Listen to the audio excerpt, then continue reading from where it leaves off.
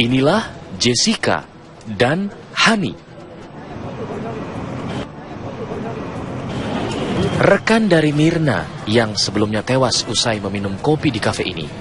Keduanya hadir dalam prarekonstruksi yang digelar Polda Metro Jaya di tempat kejadian perkara.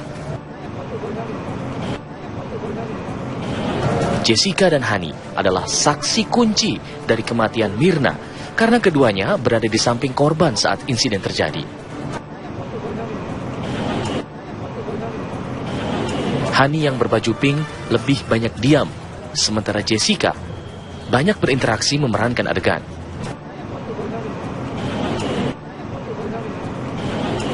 Adegan dibantu pelayan kafe yang memerankan Mirna sebagai korban.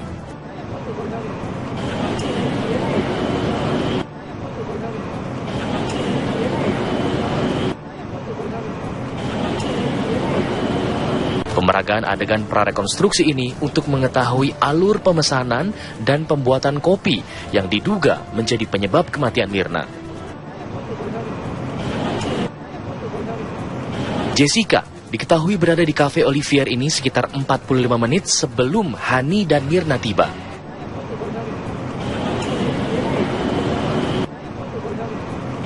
Setelah meminum kopi yang dipesan, Mirna kemudian kejang-kejang dan akhirnya meninggal dunia.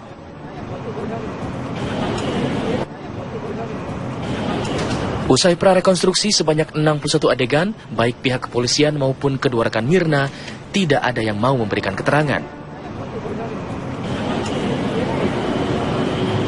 Hingga kini, polisi belum menetapkan adanya tersangka dalam kasus kematian Mirna.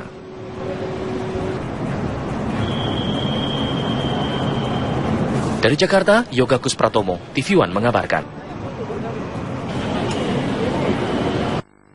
Misteri kematian Wayan Mirna yang meninggal usai menenggak kopi di sebuah kafe sedikit demi sedikit mulai terkuak. Perjalanan kasus ini bermula saat Mirna dan kedua rekannya saat merencanakan Prihatin atau komedian yang lebih dikenal dengan Budi Anduk siang tadi menghembuskan nafas terakhirnya di ruang perawatan Rumah Sakit Kanker Darmais, Jakarta Barat. Budi meninggal sekitar pukul 14.30 waktu Indonesia Barat saat dua rekannya sesama komedian, Tarzan dan Parto, menjenguknya.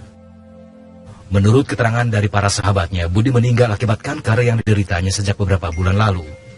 Kesehatannya terus turun sampai akhirnya meninggal dunia siang tadi. Meninggalnya komedian Budi Anduk meninggalkan banyak kesan di mata para sahabatnya. Pelawak senior Tarzan dan Parto merasa sangat kehilangan dengan meninggalnya Budi. Tarzan mengenang Budi, meski diakuinya jarang bermain bareng dengan Budi Anduk, namun Tarzan mengagumi Budi sebagai komedian yang memiliki karakter sendiri.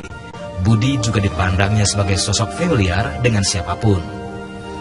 Sementara itu bagi Parto, banyak peristiwa berkesan dirinya bersama almarhum Budi Anduk, karena Budi pernah menjadi asisten Parto. Ya, kita jelas saja merasa kehilangan karena Budi Anduk itu walaupun dia itu seorang pelawak masih muda, tapi dia itu mainnya karakter. Nggak ada pelawak yang cengengesan. Budi Anduk itu selalu membawakan. Dibikin jengkel sama temannya tuh bener-bener jengkel. Ini bener-bener termasuk pelawak yang berkarakter Budi Anduk. Dan kami keluarga Paski juga ini bener-bener merasa kehilangan. Kita tuh tiap malam selalu nonton, tiap jam 3 malam tuh ada ulangan siaran Tawa Sutra itu. Hiburan kita yang malam-malam itu termasuk itu aja. Yang nggak bisa dilupakan dari dia, ya Tawai bro, gitu. Tawai. Kalau kenangan bersama almarhum, yang paling berkesan apa nggak? Saya kurang lebih 10 tahun sama dia jadi asisten saya. Banyak sih yang berkesan. Banyak yang berkesan. Dia nggak banyak ngomong, saya nggak banyak ngomong. Jadi kalau dia itu nggak bisa bawa mobil kan, walaupun asisten nggak bisa mobil. Dalam satu mobil selama 4 jam perjalanan nggak pernah ngobrol sama saya. Dia juga nggak bisa ngobrol, saya nggak bisa ngobrol, diem-diem aja paling. Gitu loh. Terus aja gimana aja? Hah? Kerja aja. Kerja. Jadi, maksudnya gini, saya kan nggak bisa ngomong gitu. Kalau lagi nggak ada keperluan nggak. Jadi pembantu juga diem aja. Dia diem nggak ngobrol-ngobrol. Apa gimana sih perasaan? Budi Anduk meninggal dunia Senin siang tadi setelah menjalani perawatan selama 3 hari di Rumah Sakit Kanker Darmais. Jenazah Budi Anduk disemayamkan di kediamannya di kawasan Jatiwaringin, Jakarta Timur. Selamat jalan Budi. Dari Jakarta, Ong Suhirman, TV One mengabarkan.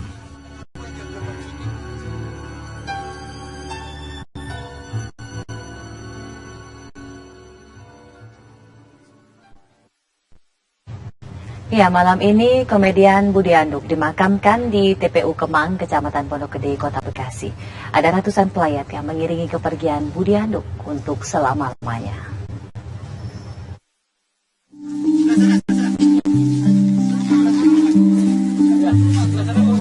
Ratusan pelayat mengiringi pemakaman Budi Handuk di TPU Kemang, Kecamatan Pondok Gede, Bekasi.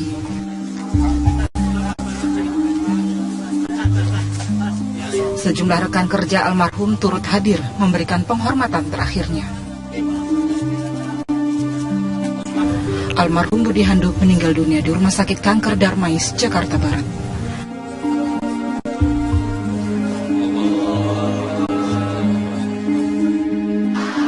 Komedian berambut keribo ini lahir di Jakarta pada 8 Februari 1968. Ia terkenal dengan ciri khas tawanya dan gaya yang menyapa rekannya dengan panggilan kata-kata cuai. Almarhum mengawali karirnya dalam industri hiburan sebagai figuran acara televisi Ngelaba Patrio pada tahun 1996. Karir populernya setelah berakting di program komedi Tawa Sutra dan acara Untung Ada Budi. Selain itu, almarhum Budi juga pernah membintangi sejumlah film layar lebar. Selamat jalan Budi Handuk, karyamu menjadi kenangan bagi kita semua. Dari Jakarta, Simon Tobing, TV One mengabarkan.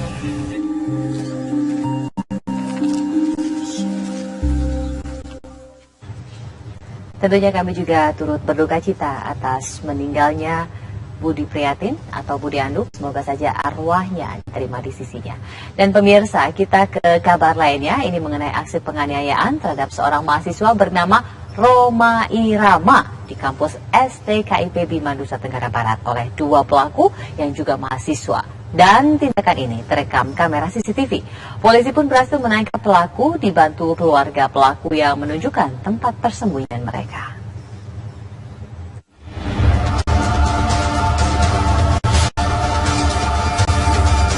Dua pelaku pembunuhan terhadap mahasiswa bernama Roma Irama di Bima, Nusa Tenggara Barat akhirnya ditangkap polisi dari Polres Bima Kota. Keduanya dijemput tim buser dari tempat persembunyian di Kecamatan Sape setelah beberapa hari melarikan diri.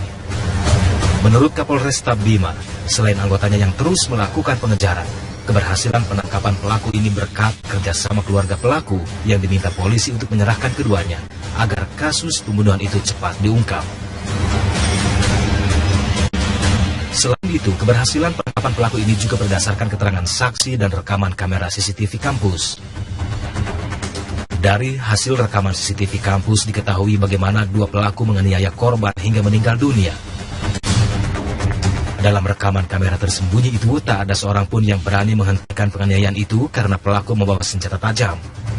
Saat ini polisi masih memeriksa dua pelaku untuk mengetahui kemungkinan adanya pelaku lain yang terlibat serta motif dilakukannya pembunuhan itu. Dari Bima, Nusa Tenggara Barat, Eka Husni, TV One mengabarkan. Pemirsa, dua keluarga yang berasal dari Kecamatan Puri, Kabupaten Mojokerto diketahui menghilang dan diperkirakan pergi ke Kalimantan untuk mengikuti ormas gerakan Fajar Nusantara Gavatar. Dua keluarga yang salah satunya berstatus PNS guru SMP itu diketahui meninggalkan rumah sejak 2 bulan lalu.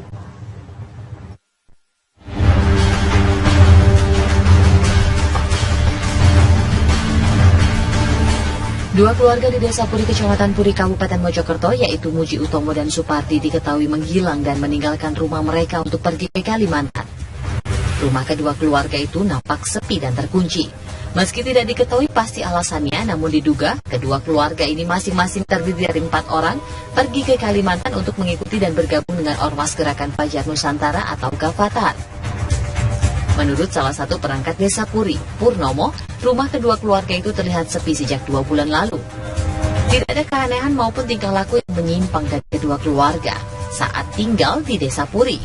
Kedua keluarga itu aktif mengikuti pengajian dan dikenal baik. Pak, alasan mereka pindah itu apa sih Pak sebenarnya? Mengikuti organisasi Gavatar. Gerakan PBB yang pasti itu sejak adanya Al-Qaeda Islam yang jadi di sekitar tahun 2011 itu, karena ada intel dari Polres datang ke Balai Desa menanyakan bahwa keberadaan beliau itu adalah termasuk anggota Al-Qaeda Islamnya. Dia itu baru tahu.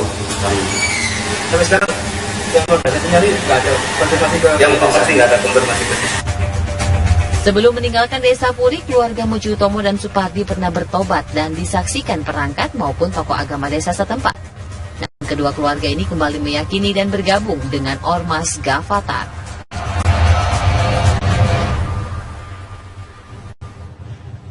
Dr. Rika Trihandayani bersama putranya akhirnya berhasil ditemukan polisi setelah hampir 2 pekan menghilang. Dr. Rika Trihandayani beserta sang anak mendarat di Bandara Ahmad Yani Semarang. Dr. Rika pun dijemput tim dari Polda Daerah Istimewa Yogyakarta di Kalimantan Tengah.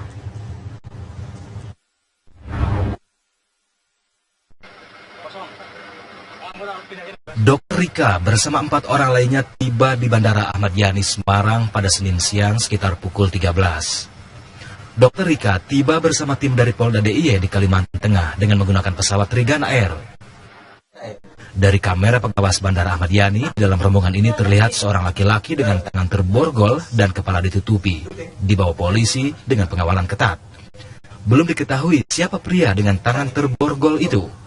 Petugas bandara maupun kepolisian belum ada yang memberikan keterangan terhadap sosok pria itu. Begitu turun dari pesawat, Dr. Rika bersama anaknya langsung masuk ke mobil yang berada di apron Master Control, Bandara Ahmad Yani, Semarang. Dr. Rika dibawa keluar bandara melalui pintu keluar VIP dan langsung dimasukkan ke dalam bus Brimopolda DIY untuk selanjutnya menuju Yogyakarta. Dari Semarang, Jawa Tengah, Didit Kordias, TV One mengabarkan.